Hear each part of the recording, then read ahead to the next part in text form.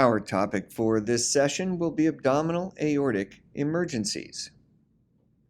Our first case will be an impending aneurysm rupture. There are a couple findings enabling us to diagnose an impending rupture here.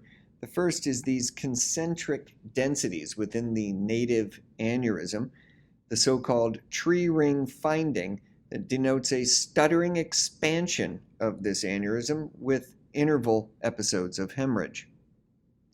Next, appreciate this gap in the peripheral calcium rim of the aneurysm with adjacent stranding. That certainly suggests the integrity of the wall is disrupted there, and the stranding suggests a rupture is impending, if not already occurring with early leakage. So note again the concentric rings within the aneurysm,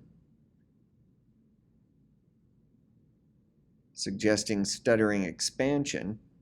And then also note that lack of continuity in the calcium rim with adjacent stranding suggestive of early leakage or rupture.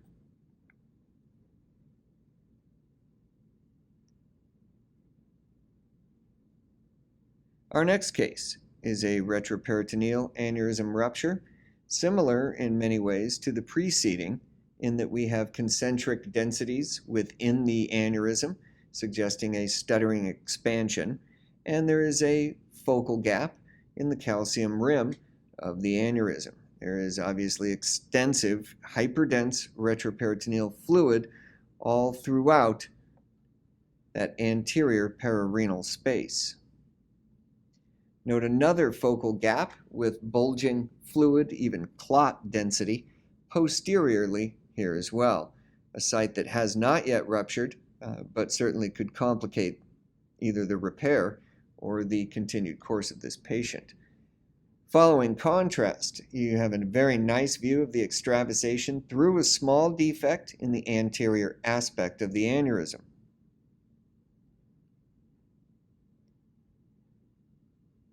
And there is the enhanced version. I'll let that run through again. Appreciate again that left posterior bulge in the aneurysm that is not amounting to a rupture, and that right anterior focus, small though it is what's causing all the problems. So that is an acute retroperitoneal aneurysm rupture. Our next case is a contained aneurysm rupture. This is a remote rupture. You can see the aneurysm here, hypodense, but there are also adjacent paravertebral fluid collections that extend all throughout the retroperitoneum.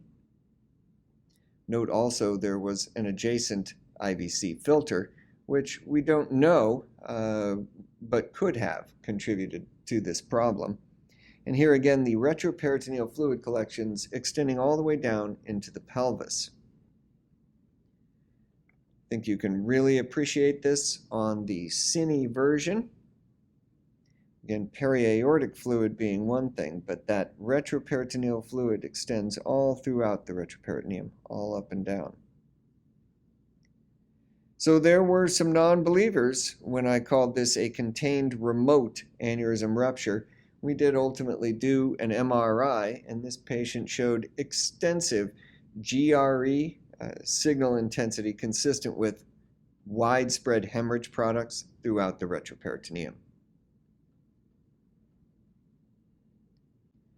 Our next case is an impending aorto-duodenal fistula. This is one of the dread complications of aortobifemoral bypasses, and we will see that evidence lower down.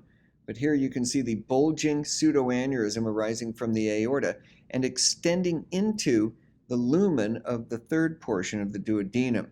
This obviously has not yet ruptured, but is preparing to do so, most likely very catastrophically. Lower down, you can see evidence of the aortobifemoral graft, the number one predisposing condition for this particular pathology. And here, follow the aorta. There is the bulge of contrast extending into the third portion of the duodenum as it crosses the aorta. So that is an impending aorto-duodenal fistula complicating an aortobifemoral bypass graft. Our next case is an aortic aneurysm IVC fistula related to aneurysm rupture.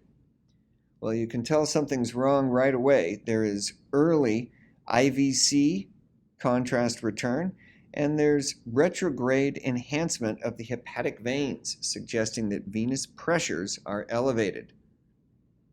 In addition, you can see the early venous return in the IVC here, where there is denser contrast in the IVC than in the adjacent renal vein. In fact, the renal veins are showing retrograde opacification as well. That's obviously the reverse of the normal physiologic circumstances.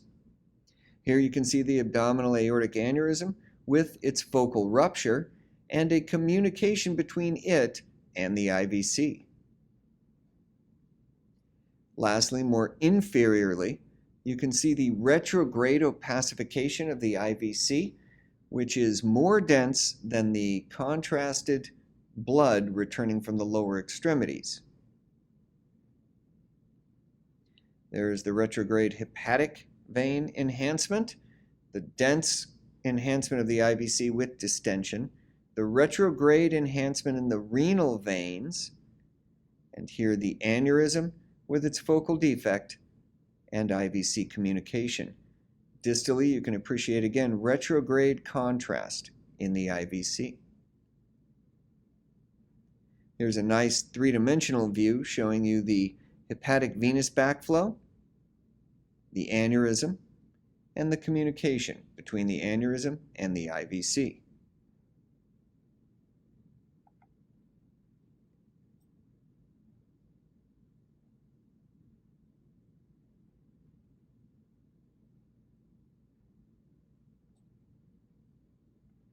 So that is an aneurysm rupture with IVC fistula formation. Our next case is a mycotic aneurysm of the aorta. There's marked irregularity of the aorta with surrounding para-aortic gas and retrocrural fluid and stranding. It's of course the presence of the gas that suggests the infectious etiology. This, in this case, was relatively unsuspected as a potential cause for this patient's fevers. So that is a mycotic aneurysm of the abdominal aorta.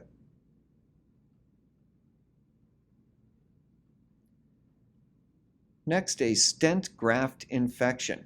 The evaluation of stent grafts can be very complex, but when you see a stent graft surrounded by extensive density and gas, you can throw out all the rules of endoleak classifications. In addition, you can see this concerning finding, an adjacent collection of psoas fluid and gas through a gap in the calcium rim of the native aorta.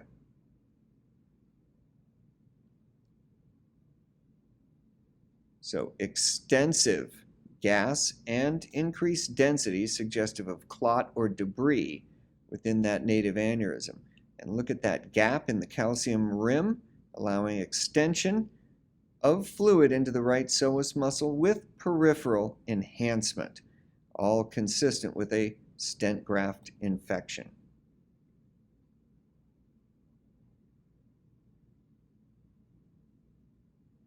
Our last case is another mycotic pseudoaneurysm.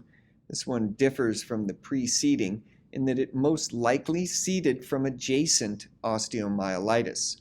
So there is an extensive and irregular aortic pseudoaneurysm filled with contrast, and adjacent to it there is vertebral body destruction and epidural density consistent with osteomyelitis discitis and epidural abscess. So here on the sagittal, you can nicely see the irregular expansion of the aorta in pseudoaneurysm, and here the destruction and epidural density of the adjacent spine. Here on bone windows, that destruction being all the more appreciable.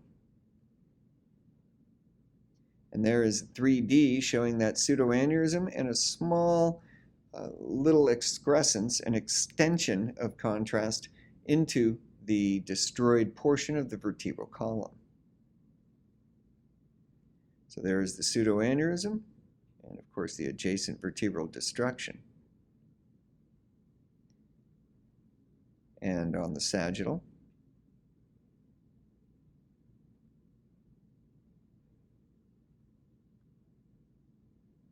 and lastly, the bone windows.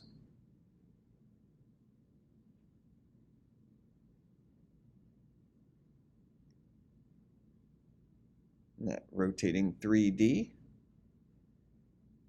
And there we have it, a case of mycotic pseudoaneurysm, most likely related to direct extension from an osteomyelitis discitis. And that concludes this session on abdominal aortic emergencies.